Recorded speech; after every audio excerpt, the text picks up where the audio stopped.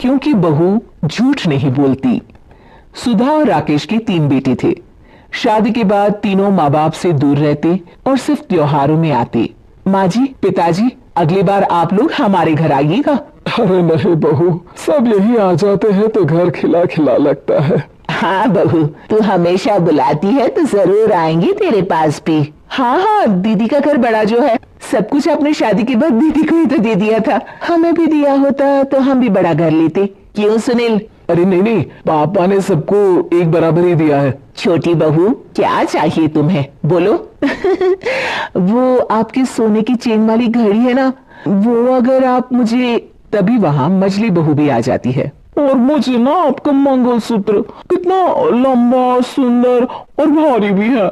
अरे हाँ हाँ, तुम दोनों को ही दूंगी बहू, चिंता न करो। चलो अब खाना लगाओ, खाना खाया जाए। सभी मिलकर खाना खाते हैं कि पड़ोसन आ जाती है। अरे सुधा बहन, थोड़ी चीनी तो देना, घर में शक्कर नहीं है और मेहमान सर पर बैठे हैं। अरे छोटी बहू, चाची को शक्कर तो दे दो। अरे मछली दीदी, आप दे दीजिए ना, मैं यहाँ कम आती हूँ तो मुझे पता ही नहीं है कि सासू माँ सारी चीजें कहाँ रखती है। और तुम मैं कौन सा यहाँ रोज शक्कर फाँकने के लिए आती हूँ, मुझे भी नहीं है पता। तभी बड़ी बहू हाथ में चीनी की कटोरी लेकर आती है। चाची, शक्कर आप लोगों का बड़ा सहारा है माँ जी और पिताजी को, वरना हम लोग तो यहाँ रहते ही नहीं। आप जैसे पड़ोसी हैं तो हम निश्चिंत है। और जीती रहे बहू, अब तो ये घर पड़ोस कम परिवार ज्यादा लगता है। सुधा अपनी बड़ी बहू को देखकर बहुत खुश रहा करती थी। वो उससे अक्सर घंटों बात भी किया करती, लेकिन दोनों दूसरी बहुओं का भी वो समझती थी कि शायद छोटी है, वक्त आने पर संभल जाएंगी। समय आ जाता है जब सभी को वापस जाना होता है। माँ जी, हम लोगों की फ्लाइट पहले है, हमें इजाजत दे। वो सास के गले लगकर चली जाती है। थोड़ी देर बाद छोटी बहू कहती है, माँ जी, मैं ना ये सोफे के कवर और चादरें ले जा रही हूँ, यहाँ तो ऐसी ही पड़ी रहेंगी। हाँ हाँ बहू, ले जा, और कुछ चाहिए तो बोल। और तो चाहिए बहुत कुछ, पर चलिए कोई बात नहीं, अगली बार ले जाऊंगी मैं। ऐसे ही मंजली बहू भी घर का बहुत सारा सामान ले जाती है। सभी के जाने के बाद सुधा राकेश से कहती है, घर कितना सूना लग रहा है ना। हाँ, और खाली भी, तुम्हारी दोनों बहुएं सब बटोर गई।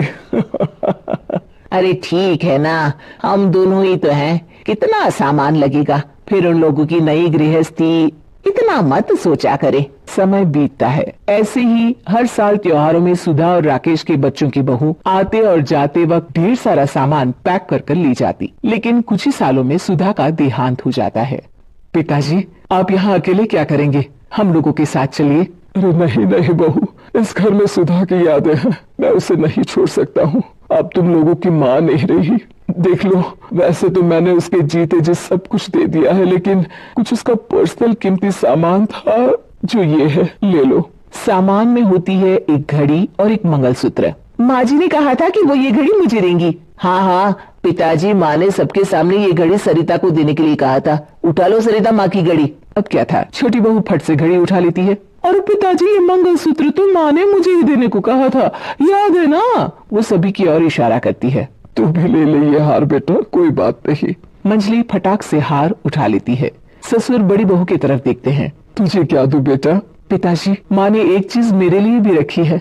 सभी के कान खड़े हो जाते हैं कि आखिर सास ने क्या रखा होगा बड़ी के लिए। अरे माँ जी तो दीदी से प्यार भी ज्यादा ही करती थी, हमेशा उनसे बात किया करती। जरूर कोई बड़ी और अपनी प्रिय चीज दी होगी दीदी को।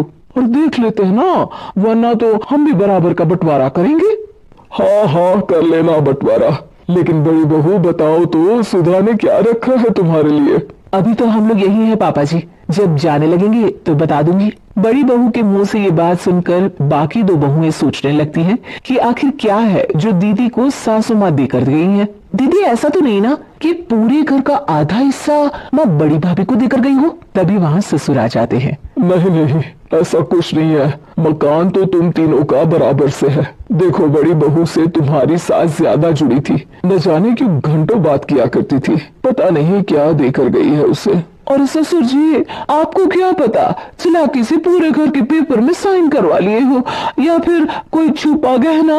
आखिर मकान पूरा तो आपने सासू माँ के नाम ही कर रखा था ना। अब घर में ये सस्पेंस बन जाता है कि आखिर बड़ी बहू क्या लेकर जाएगी। फिर वो दिन भी आ जाता है जब बड़ी बहू के जाने का समय हो जाता है। बेटा, परसों तुम चली जाओगी, बताया नहीं, माँ ने तुम्हें क्या दिया? घड़ी और हार जो बेशकीमती था और तुम्हारी सास को सबसे ज्यादा प्रिय था, उसका तो बंटवारा भी हो चुका है। अब तुम्हारी बारी। हाँ पिताजी, आज मैं ये बात बताने ही वाली थी। माँ ने मुझे उससे भी बेशकीमती चीज दी है और वो है आप। आपसे अधिक प्रिय उन्हें कुछ नहीं था। माँ चाहती थी कि आप मेरे साथ रहें। चलिए पिताजी। बेटा, मेरे पास तो कोई पेंशन भी नहीं है और ना ही कोई प्रॉपर्टी। लेकिन आपके पास संस्कार है पिताजी, जो मेरे बच्चे आपसे लेंगे, तो आपको ले जाने पर स्वार्थ ही है मेरा। चलिए ना पापा। सभी के सामने पिताजी बड़ी बहू और बेटे के साथ उनके घर चले जाते।